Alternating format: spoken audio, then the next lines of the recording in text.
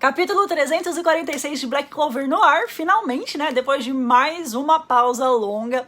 E ele trouxe não só a batalha contra o dragão de 5 cabeças da lenda lá, né? Como também mostrou um pouquinho pra gente sobre os poderes dos 5 Ryuzens que foram lá pra luta. Além disso, algumas explicações como a do porquê a cidade estava toda vazia quando os paladinos chegaram, a confirmação, né, que o Lucius pode realmente ressuscitar os mortos, apesar de que eu acho que isso já era meio óbvio pra gente, mas isso pode significar que em breve a gente tenha uma luta entre o Nat e o Morgan e até talvez da Licita contra o Asta. A gente vai falar sobre tudo isso, tá? O capítulo também mostrou que o Ryuya tem uma inteligência estratégica muito absurda e provavelmente ele é o melhor líder de todo o mangá de Black Clover. E eu vou falar também sobre essa suposta derrota do dragão, porque eu não acho que ele morreu, né? Então, bora lá pra gente poder falar sobre tudo isso, lembrando que se você puder apoiar o canal aqui através do seu like, através do Pix, ou então através do coraçãozinho aqui embaixo, eu vou ficar imensamente agradecida. E você também pode compartilhar com seus amigos para eles virem aqui assistir os vídeos de Black Clover e de outros animes que eu falo.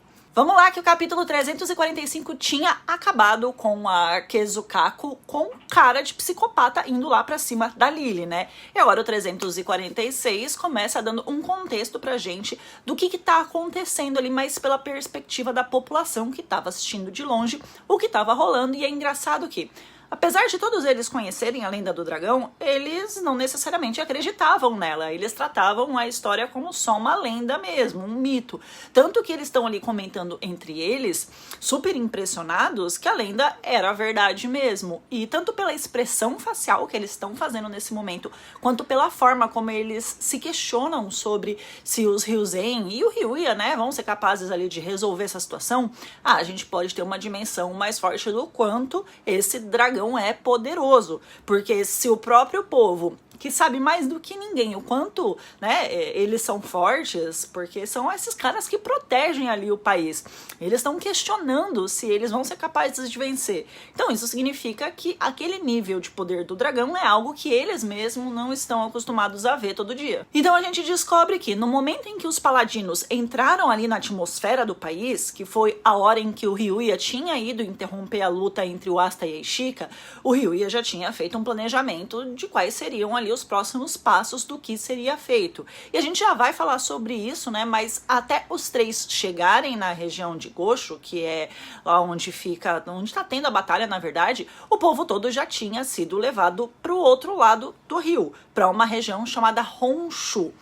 Por isso, os paladinos não encontraram ninguém. A cidade estava toda vazia quando eles chegaram lá, porque nesse momento em que eles entraram naquela atmosfera, ou dimensão, né, acho que a gente pode citar assim, e o momento em que eles quebraram o selo do dragão, houve um pequeno espaço de tempo ali que foi usado para poder salvar a população e tirar todos eles de lá. E eles foram levados para um lugar no país chamado Honshu, né, e aqui a gente tem algumas coisas muito interessantes para falar, como a ligação tanto da região quanto a ligação do Asta com Jesus, né, que o Tabata inseriu aí. Mas segura que a gente já vai falar sobre isso. Por quê? Porque a batalha tá rolando lá e a Kezukako tá indo pra cima toda sanguinária, né? E aí Ishika faz um comentário bem interessante sobre o como ela sempre vai longe demais quando não tá pensando. E isso mostra bem claramente os aspectos da personalidade dela antes e depois dela sacar aquela espada dela. Se agora que ela tá destemida ali, indo pra cima com tudo, ela parou de pensar, é por isso que ela tá agindo dessa forma, significa que antes ela era medrosa porque ela pensava demais, né? E quem ativa esse modo paralisia cerebral dela, que faz ela ficar louca só querendo matar o inimigo a todo custo, é aquela katana dela, né? Que tem uma inspiração na katana de Muramasa que eu expliquei lá no vídeo do capítulo 345. Depois vocês dão uma passadinha por lá pra poder verem se vocês não assistiram ainda. Então a gente tem a dualidade da personalidade dela, que é dividida em duas, uma medrosa demais e a outra destemida demais e que pode fazer merda, né? Uma que pensa demais nas coisas e outra que não pensa em nada, nem nas consequências dos seus atos. E obviamente, para você poder tomar coragem, para poder fazer uma coisa muito perigosa, você tem que pensar o mínimo possível naquilo, porque quanto mais você pensa, menos coragem você tem. E o dragão realmente faz um estrago ali naquela área, né? Não só com o poder, mágico dele, que é muito grande, ele solta lá umas bolas de poder, inclusive, mas também com a própria força física, porque ele destrói uma cacetada de coisas só na cabeçada, né? E quando a Sonsa da Lily fica fazendo comentário sarcástico sobre o como ele vai destruir tudo, a gente tem um flashback do momento em que o Ryuya vai com a Ishika até os outros 4 Ryuzen para poder atualizar eles ali da situação, dar informações importantes para eles e expor o plano de ação que ele já tem ali formulado na cabeça dele, né, para poder garantir o melhor panorama possível com a guerra que tá começando aqui. Vai começar uma guerra, ele foi bem claro. E que pela primeira vez eu senti sinceridade nele, gente. Vocês sabem que eu tenho todos os pés atrás com esse cara aí. Eu acho que ele é meio pau no cu, falso, sonso, e que ele talvez possa ter sido um traíra aí no passado, ou que ele faz as coisas meio assim, pra poder se dar bem, né? Mas aqui eu gostei muito da liderança dele, porque é a melhor que a gente teve no mangá até agora. Olha só, ele foi capaz de enxergar todos os panoramas e todas as situações que estão acontecendo e traçar uma estratégia que engloba tudo ali naquele momento. Salvar a população, atualizar os Ryuzen sobre os poderes e as habilidades do inimigo, entender os receios, né, da equipe dele e motivar todo mundo da forma certa e fazer com que a vontade dele fosse feita sem impor ali, sem obrigar, né, sem dar aquela carteirada de eu sou o Shogun, vocês vão fazer o que eu tô mandando. Ele avisa ali que a guerra vai começar, então ele explica qual é o tipo de magia que cada um dos paladinos que estão chegando ali tem e, né, o que os Ryuzen podem esperar deles. O que traz uma vantagem nessa luta, já que quando você não tem ideia do que o seu inimigo pode fazer, né, você não só começa em desvantagem, como até você descobrir pode te deixar nessa desvantagem por um bom tempo. Então, o impulso, né, de 3 dos 5 ali, os 3 dos 5 Ryuzengs que falaram ali, de ir na hora acabar com os inimigos, é questionado pelo Ryuya, que mostra que ele tem uma visão muito mais ampla e explica pra eles o porquê salvar as pessoas antes é muito mais importante do que ir lá e lutar de cara para depois pensar na população. Então ele não impõe, ele argumenta o porquê a escolha dele deve ser seguida e cumprida, e como eu já disse aqui num vídeo, né, quando ele apareceu pela primeira vez no mangá, eu falei que ele provavelmente era um grande estrategista, porque não tem como alguém sem poder nenhum simplesmente chegar onde o cara chegou sem ter ali uma inteligência, né, para batalhas, para guerra muito grande. Ele mostrou aqui que ele tem. Se ele chegou lá é porque ele é um estrategista extraordinário. E aqui a gente vê muito bem isso. E fora essas questões, quando ele percebe que alguns dos guerreiros dele estão ficando mais receosos ali de enfrentar essa batalha, né, que vai ser muito difícil, até porque ele mesmo avisa antes que vai ser o inimigo mais forte que eles já enfrentaram na vida deles ali, ele usa a psicologia para poder fazer com que eles se motivem a vencer e deem o seu melhor na luta. E como é que ele faz isso? É de uma forma muito simples, gente. Ele só falando ali, foi só falando que apesar da dificuldade, ele confia nos caras. E não tem injeção motivacional melhor nesse contexto para poder deixar os Ryuzen mais seguros para poder lutar do que o próprio Shogun do país, o próprio cara que é o mais respeitado e que conquistou esse respeito por mérito, tá falando que confia na habilidade de cada um deles para vencerem. Ou seja, ali eles estão se sentindo completamente reconhecidos como guerreiros, né, como pessoas poderosas, e quando você é reconhecido, você sempre dá o seu melhor. Se você for reconhecido lá no seu trabalho, você vai ficar empolgado, você vai fazer cada vez mais, cada vez melhor, é sempre assim. Aqui é a mesma coisa. O Ryuya não usa simplesmente aquele pensamento de ultrapassa os seus limites aqui agora, supera os seus limites aqui agora, né? E a construção desse diálogo todo, a forma como a personalidade de líder dele está sendo desenvolvida em relação a tudo isso é muito mais elaborada e robusta. Por isso eu achei sensacional o trabalho do Tabata em relação a ele até agora. Tá ficando cada vez melhor, pra falar a verdade.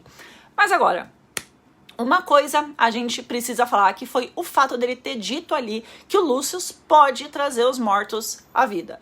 Primeiro, isso mostra muito sobre a capacidade que esse olho dele tem, não só de ver o futuro próximo, aquele que vai acontecer ali nos próximos segundos ou nos próximos minutos, né? Mas de poder ver também o futuro longínquo, daqui a anos, poder ver o passado, né? E ver ali o que os caras fizeram. Tá passando a carretinha do picolé aqui em casa, né? Ele consegue enxergar as batalhas passadas e aí ele consegue saber das capacidades, das magias, das limitações do inimigo, e por isso ele sabe que a equipe dele ali não tem poder mágico e bruto o suficiente para poder vencer o Lucius. Então eles estão treinando ali o Asta pra, ao invés de bater de frente, né, encontrar uma brecha pra poder contra-atacar na fraqueza, naquele milésimo de segundo que vai ser o que vai dar a vitória.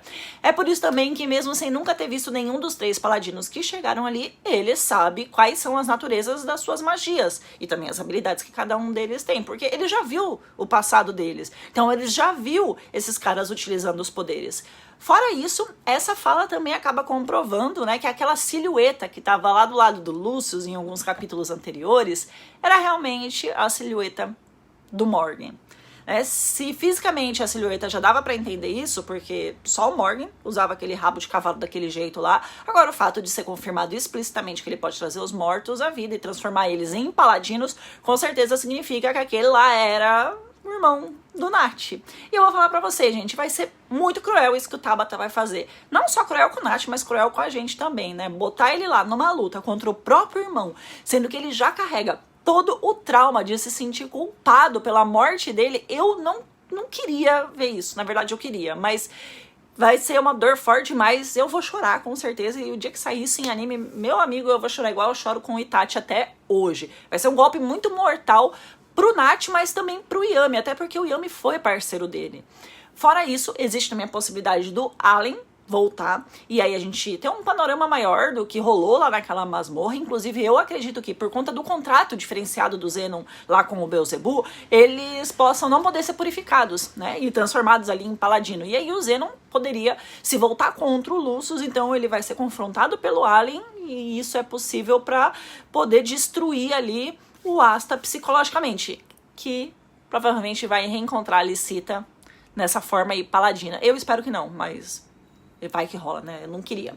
Bom, o Paltor ali, e a gente conhece um pouco mais das habilidades de cada um desses 5 Ryuzen que estão nessa batalha contra o dragão. E eu vou falar dessas habilidades num vídeo separado de toda a mitologia envolvida, porque tem muita coisa mesmo. Mas o que eu acho que a gente precisa ressaltar aqui é como o dragão foi derrotado tão fácil. Tipo, esse não é o dragão lendário que assolou a região e que não teve como ser morto, por isso foi selado? É ele, certo? Se era tão difícil, aliás, se era tão fácil assim vencer ele com o poder dos Ryuzen, por que nunca tinha sido feito antes? A gente tem algumas possibilidades aqui. A primeira é que, apesar do dragão ser realmente aí muito forte, os Ryuzen são muito mais, então ele foi derrotado bem facilmente. A segunda é que talvez, pelo fato dele ter passado muitos anos, muitas décadas, sei lá quanto tempo ele ficou lá adormecido, o poder dele foi, né, diminuindo, foi ficando enfraquecido aos poucos, né? Então ele voltou bem enfraquecido, é uma possibilidade. E a terceira, né, é a de que ele não tá derrotado, e eu acredito mais nessa última, porque pensa comigo, o dragão tá lá, literalmente nadando no próprio Yoryuko dele, né, que é muito grande, então provavelmente ele possa usar esse poder aí pra poder se regenerar, né, se regenerar até que esse poder esgote, e eles vão ter que ficar lutando, e o poder deles, dos Ryuzen, também vai acabar se esgotando com o tempo, então vai ficando uma batalha mais difícil. Eu não acredito que toda essa lenda ia ser colocada na história pra simplesmente ser derrotado ali o dragão em 5 segundos, né? E isso explicaria o porquê ali ele tá tão tranquila vendo a luta acontecer ali e o dragão tendo as cabeças arrancadas. Um outro ponto interessante é que, apesar da gente não ver todas as 5 cabeças de perto, a gente vê ali 2 ou 3, me parece que cada uma delas tem uma quantidade de olhos diferentes ali uma das outras, o que pode ser só uma característica física, né? Ou pode simbolizar o número de cabeça, da cabeça ali no caso, tipo 4 olhos, quarta cabeça, 5 olhos, quinta cabeça. E também pode simbolizar qual é mais forte e mais fraca. A que tem 1 olho é mais fraca, a que tem 5 é a mais forte, né? Tipo assim, quanto maior o número de olhos, maior o poder. Quanto menor, menor o poder. É um detalhe bobo, mas a gente sabe que o Tabata nunca coloca coisa do nada ali no mangá, então só queria citar aqui que pode haver essa possibilidade. A luta foi uma luta bem bacana, que a gente pôde ver aí um pouco mais da natureza do poder de cada um desses Ryuzen. Então a gente tem aqui gelo, terra, vento, relâmpago, escuridão. Mesmo as naturezas que a gente já viu em Clover, apesar de escuridão só ter lá porque o Yami é de hino, né, e foi pra lá. Mas o interessante aqui é que eles fazem uma mescla muito bem feita do Yojutsu com o Zeteng, criando uma técnica ali, várias técnicas, na verdade, bem elaboradas e que são extremamente eficientes justamente para que eles possam ser o mais assertivo que eles puderem. E além disso, as transformações que eles utilizam expressam bem a personalidade de cada um e também tem uma certa relação com o espírito divino lá de Clover. Por isso, o título ali tem o nome de Os Cinco Devas, porque lá no hinduísmo, devas são deuses, são os deuses deles. Então a gente tem esse paralelo com essas divindades que alguns guerreiros lá em Clover têm, né? Entre Clover e Ino aí o paralelo. Essa batalha contra o dragão foi mais uma batalha para poder expor pra gente o poder de cada um dos cinco, as suas habilidades, mas isso não significa que vai ser uma vitória fácil e nem que vai ser uma vitória, né, gente? A gente sabe que aqui tudo pode acontecer, menos alguém morrer. Além disso, ficou confirmado que a Lily ainda possui a magia original dela, que é a magia da água, só que agora esse poder tá muito mais forte e a gente também tem mais um paralelo com a figura cristã de Jesus Cristo através de Honshu, que eu disse no começo desse vídeo e que eu vou explicar agora pra vocês. Honshu é a primeira e a principal ilha do Japão e existe uma lenda que conta que ela foi criada ali, foi feita por Izanagi e Izanami. É lá que está localizado, na vida real, o povoado de Shingo, e existe uma lenda local que Jesus não teria morrido e crucificado, né, sido crucificado aos 33 anos, e que quem morreu na cruz teria sido um irmão dele, se passando por ele, que eles trocaram ali na hora, e Jesus teria fugido para essa região, que fica bem ao norte ali do Japão, a pé, detalhe, carregando a orelha desse irmão e um cacho ali do cabelo da Maria, mãe dele. E segundo essa lenda, o Jesus teria se estabelecido por lá, casado, tido filhos e morrido aos 109 anos. Inclusive, essa lenda diz que quando Jesus tinha 21 anos, ele teria ido até o Japão, vivido lá até os 30 anos, para nesse meio tempo aí aprender mais sobre outras religiões que existiam no mundo e também adquirir conhecimento divino. E que quando ele completou 30 anos, ele voltou lá para poder realizar a missão dele lá na região dele. E lá nesse povoado de Xingu tem um túmulo que a população local afirma ser o túmulo de Jesus, né? E como vocês podem imaginar, é uma região que atrai milhões de turistas por ano. Lá tudo gira em volta dessa lenda e com isso existe um comércio turístico que, por mais que os turistas possam não acreditar na lenda, ainda assim eles vão lá para visitar especificamente por causa dela. Então, escolher o nome de Honshu para essa região para qual a população de Gosho foi levada antes da chegada dos paladinos e da invocação do dragão tem 3 motivos. O primeiro é mostrar justamente a importância do local e ligar a região fictícia ali ao Japão, já que a principal ilha japonesa tem esse nome, né? O segundo é justamente usar essa lenda para trazer mais referências ao cristianismo, ainda que não seja através da história aceita como oficial, que é a história que está na Bíblia. E a terceira é traçar uma ligação do Asta, né, à salvação, um paralelo entre ele e Jesus, porque pensa comigo, segundo essa lenda, o salvador da humanidade era um estrangeiro naquela região ali do Japão, né? Ele foi para lá para poder adquirir conhecimento e voltou para a região dele para poder fazer os milagres, levar a salvação para o povo. E o que o Asta é em Ino, né? Onde Honshu tá? Ele é um estrangeiro, mas ele não é um estrangeiro qualquer, né? Ele é a pessoa em que toda a esperança da humanidade está depositada, assim como foi com Jesus, né? Ele é aquele que vai salvar a humanidade e ele tá lá aprendendo como é segundo essa lenda aí. Então é bem interessante como o Tabata usa essa lenda para poder traçar esses paralelos, né, do Asta com o salvador da humanidade aqui no mangá. Um outro aspecto muito peculiar nesse capítulo, que pode não significar nada, mas eu também acho que pode significar muito, é o céu. Na primeira página, quando mostra a população assustada e comentando sobre o dragão, mostra nitidamente que eles estão vendo o dragão, ou seja, o tempo ali é o tempo presente, porque o Tabata trabalha muito ali, né, mostrando uma hora presente, passado, futuro, aí às vezes fica uma bagunça, mas ali é o presente mesmo.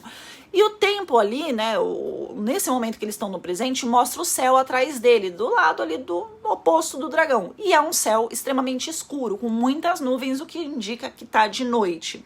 Mas quando a cena corta lá pros paladinos, né, lutando contra os Ryuzen ali, na verdade os Ryuzen lutando contra o dragão, o céu tá totalmente limpo e tá claro, o que passa um aspecto de que ali tá de dia. Então como é que pode, ao mesmo tempo, tá noite num lugar e tá dia em outro lugar, no mesmo país, assim, mas tipo, que são locais grudados?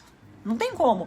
Como eu disse, pode não ser nada, mas pode ser que no passado, quando o dragão surgiu e foi selado, né, o Yoriyoko lá dele que vazou, que torceu o espaço-tempo, tenha estagnado esse tempo também da mesma forma que aconteceu com o oceano. Quando a Ishika explica sobre isso no capítulo 342, ela diz que o Yoriyoko lá do dragão estagnou o oceano. Então me parece coerente que ele também possa ter estagnado algumas regiões na noite e algumas outras no dia, quando houve essa distorção do espaço-tempo.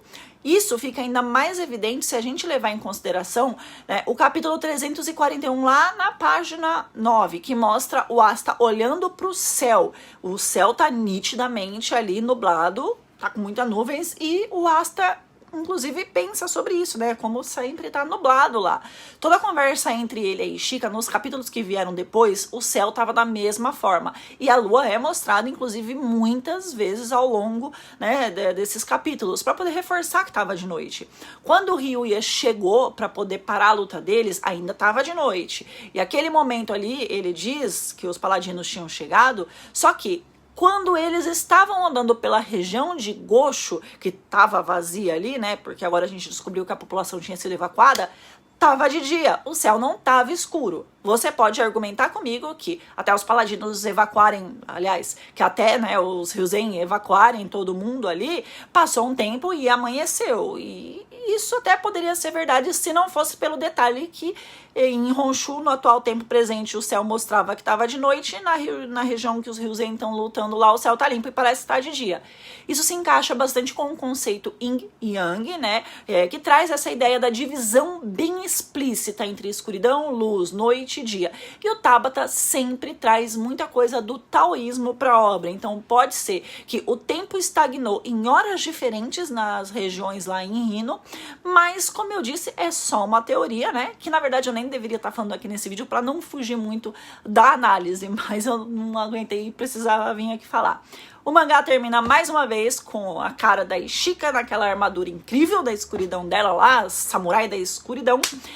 E a gente vai esperar agora o próximo para poder saber se toda essa história do dragão aí é verdadeira, se ele vai se ressuscitar e o que mais vai rolar. Essa semana eu vou trazer outras análises também, eu vou trazer aí o vídeo explicando os poderes de cada um dos Ryuzen, tá? Porque senão ia ficar muito grande, já tá com 23 minutos aqui. Então fiquem de olho aí no canal, tá bom, gente? Mil beijos pra vocês, um Feliz Natal pra todo mundo e até o próximo. Tchau!